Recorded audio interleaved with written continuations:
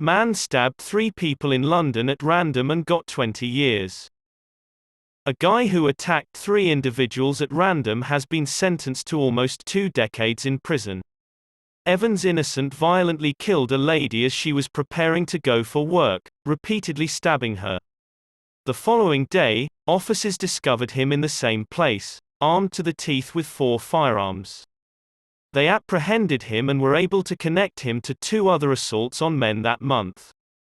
This man has been sentenced to 21 years in prison for attempted murder, wounding with intent, and possession of an offensive weapon at the Old Bailey on Thursday. On the morning of April 21, 2016, an unidentified assailant assaulted a lady as she arrived at her place of employment in Islington, North London. As she walked into a parking lot, she heard someone chase after her and felt a blow to the head. After that, innocent repeatedly stabbed her before fleeing with the sword. She was stabbed 4 times in the head, neck, and left shoulder and transported to the hospital, where she was treated and released.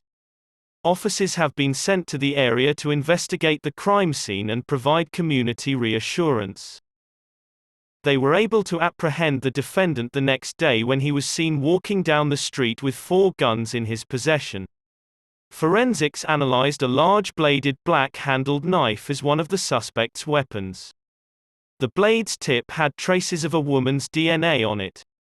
A 45-year-old man named Innocent, who had on a balaclava but had no established residence, had also been located.